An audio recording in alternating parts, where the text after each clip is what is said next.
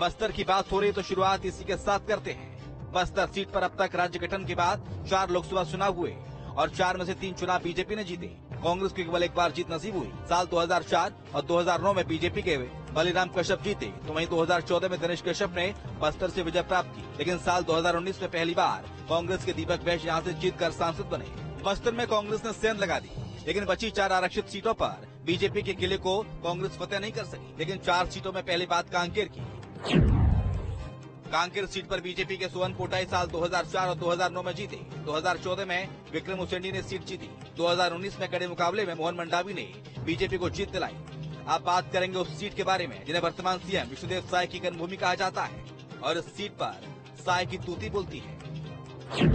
हम बात कर रहे हैं रायगढ़ सीट की। रायगढ़ सीट से 2004 से लेकर 2014 तक लगातार 3 बार साय जीते और 2019 में गोमती साय ने बीजेपी का झंडा यहाँ से बुलंद किया। सरगुजा लोकसभा क्षेत्र का भी ठीक यही हाल है, क्योंकि यहाँ भी भगवा का जलवा देखने को मिलता है। यहाँ हर बार बीजेपी ने चेहरे बदले, लेकिन जीत का सिलसिला बरकरार रखा। सरगुजा से 2004 में नंद कुमार साय जीते, 2009 में मुरारी लाल सिंह ने जीत हासिल की, 2014 में निवलवान सिंह, तो 2019 में रेणुका सिंह ने बड़े अंतर के साथ मुकाबला जीता। ये तो रही छत्तीसगढ़ की उन लोकसभा सीटों की बात जो अनुसूचित जाति के लिए रिजर्व है। अब आज छत्तीसगढ़ की एकमात्र अनुसूचित जाति के लिए आरक्षित सीट जांजगीर चांपा की करेंगे। जांजगीर चांपा में भी कमल का फूल हर बार खिला है। 2004 में करुणा शुक्ला जीती, तो 2009 और 2014 में कमला बपाटले, वहीं 2019 में गुहाराम अजगले ने यहां से बीजेपी के खाते में सीट बरकरार रखी। यानी केंद्र में सरकार किसी की भी रही, लेकिन रिजर्व सीटों की मतदाताओं का आशीर्वाद हमेशा भाजपा को मिला।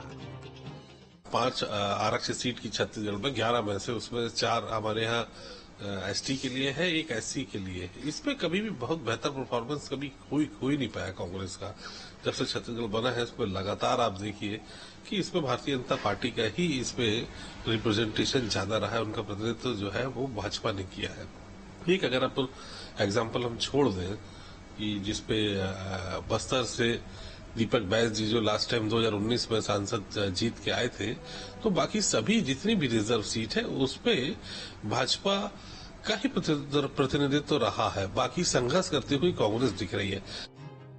इस बार भी भाजपा का दावा मजबूत माना जा रहा है, लेकिन कांग्रेस पूरे दमखम के साथ नजर आ रही है। विधानसभा चुनाव में करारी हार से सबक लेते हुए पार्टी इस बार आदिवासी इलाकों और आरक्षित सीटों पर मजबूत कैंडिडेट उतारकर बस्तर की तरह बाकी जगह सेंध लगाने की मूड में नजर आ रही है। और निश्चित तौर पर पिछले लोकसभा चुनाव में हमें आशातीत सफलता नहीं मिली थी, लेकिन अब की बार स्थितियां पिछले चुनाव से भिन्न है। मोदी जी के खिलाफ जबरदस्त आक्रोश है। साथ ही कांग्रेस पार्टी ने जो वादा किया है, जो 5 गारंटियां दी हैं युवाओं के लिए, महिलाओं के लिए, किसानों के लिए, मजदूरों के लिए, उसका व्यापक प्रभाव पड़ रहा है। आरक्षित सीटों पे हमें पूरा भरोसा है कि छत्तीसगढ़ में 4 अनुसूचित जनजाति के लिए और 1 अनुसूचित जाति के लिए आरक्षित सीट है। हम सारी की सारी सीटें जीतने जा रहे हैं। इसके अलावा सामान्य सीटों पे भी हमारा प्रदर्शन भारतीय जनता पार्टी से बेहतर होगा। सबके अपने अपने दावे हैं, लेकिन आखिरी फैसला लोकतंत्र विभाग के विधाता यानी वोटर्स को करना है। अब देखने वाली बात होगी कि छत्तीसगढ़ में कमल के फूल